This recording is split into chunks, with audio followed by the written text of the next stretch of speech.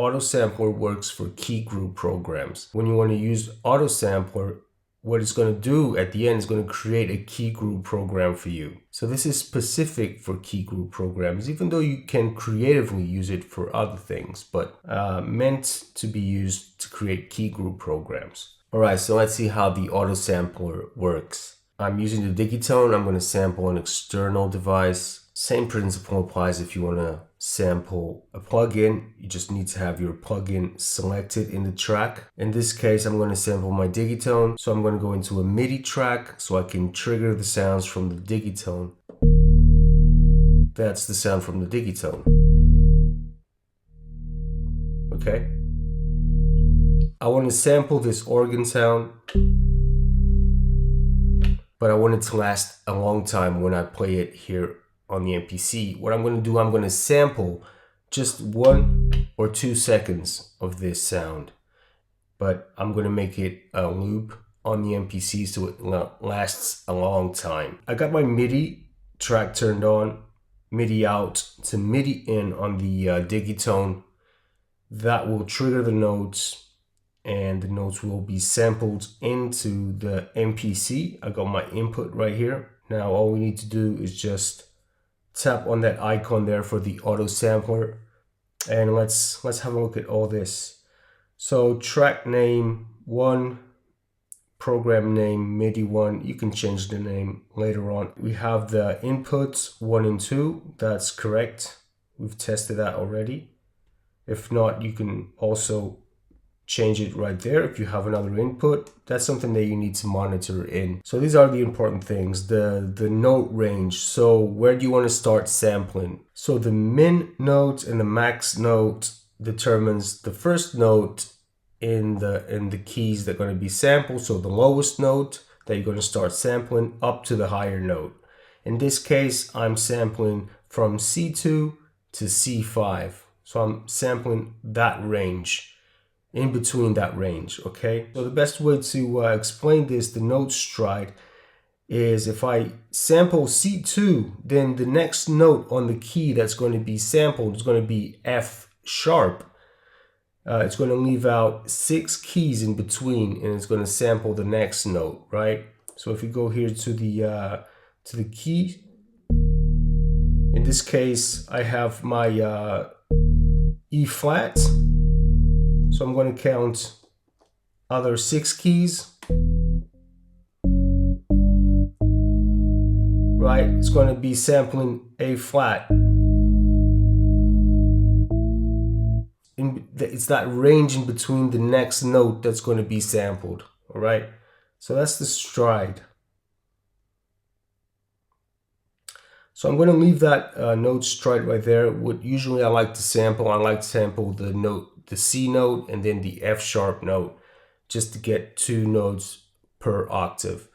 So I do that. This one extend minimal and max notes. If you have that turned on, it's going to sample between that range, but then it's going to extend the notes throughout the entire keyboard. If you have that turned off, it's going to sample that range, and it's going to put that range into the key group, and all the rest of the ranges, they're not going to have any notes inside them, okay? So I do want that because I want to play the entire keyboard. It's just choices. Now velocity, if you want to have more than one layer with different velocities, you can do that. If I had some changes on my velocity here in this sound, I would use this, because sometimes you can associate different modulations to velocity. In this case, I don't have any modulation changes to my velocity, so I don't really care about sampling another layer. But you can do that, and once you sample another layer, it will just sample the same note but on a different velocity.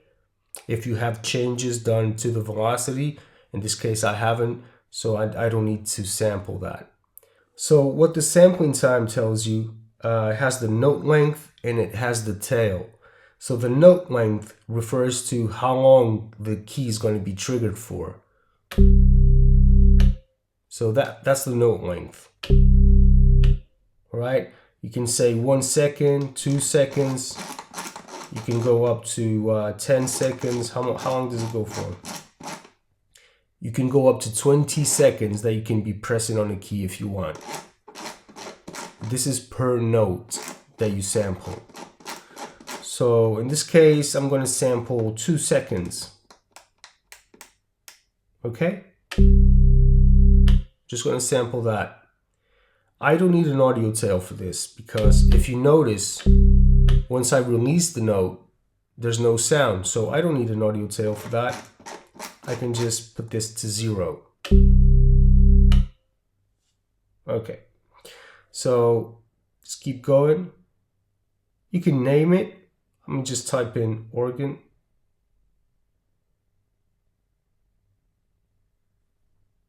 All right. Then we have the looping section. And this is what's going to make the sound loop over and over again, so it will extend the sound. And that's why they now introduce the X fader. So it fades between the start and end point. So the loop, when it loops back again, you won't notice any artifacts on the loop. It will just loop seamlessly without you noticing that it's looping. Hopefully it will work fine. These are things that you can also do later on. If you want to tweak some parameters, you can do that. So the loop will start at 100 milliseconds. And I'm not going to put this right at the end. I'm going to just jump to 1900 milliseconds. And then you got the fade. That's what's going to fade the start and the end points. When it loops back again, it creates a fade that masks that end and start point. I'm going to leave it at 50. We can change that later on, so I'm not too worried about that. I'm actually even going to go lower than this.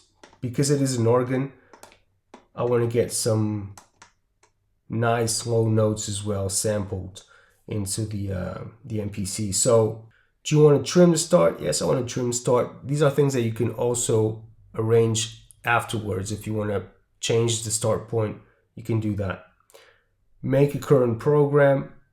Yes, I want to make a current program when I finish the sampling. And then it tells us how long the whole entire sample is going to take.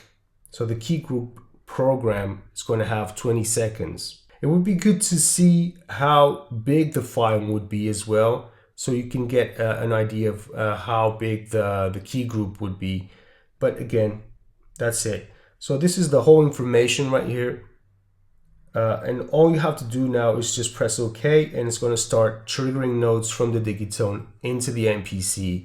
And then it's going to place the C note into the C note of the Keygroup, the F sharp into the F sharp of the Keygroup. It's going to do the whole work for you. I love it. Thank you, Akai.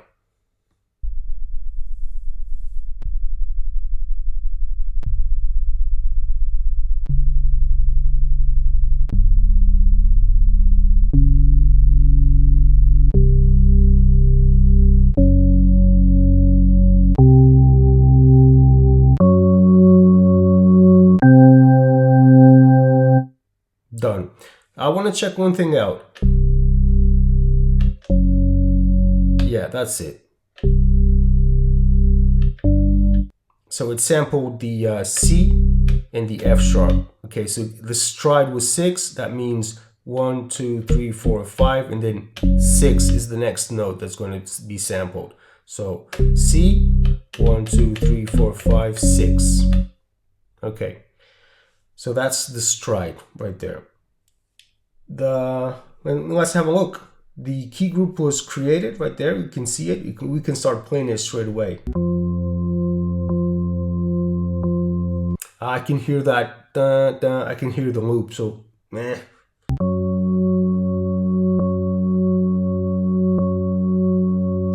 We can try to mask that.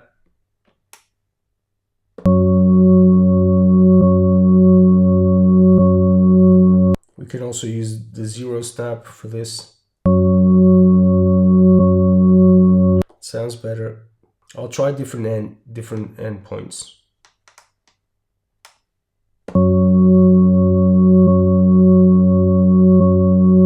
I'm sure that if you create a mono file, it's easier than this one. It's just hard to find a zero crossing point that matches the left and the right.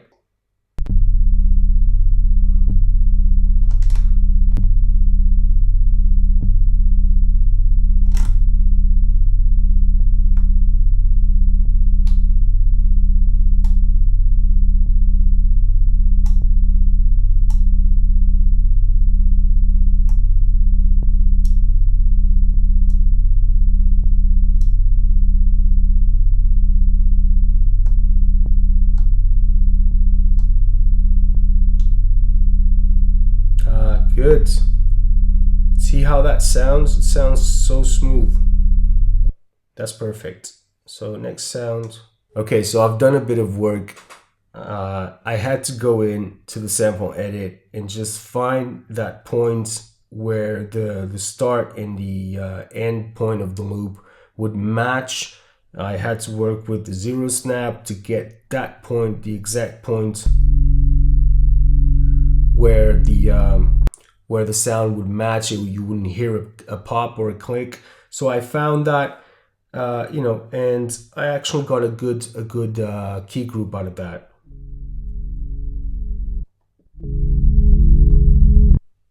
Bit loud.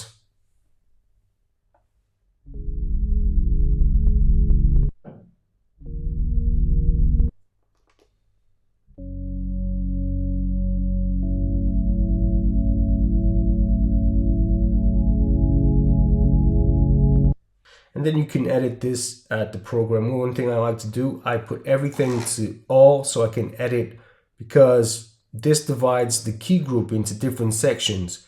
And sometimes you want to edit everything at once. So you select all, and then you can edit the release time for the entire key group. I like to set mine to about 100. It depends on the sound.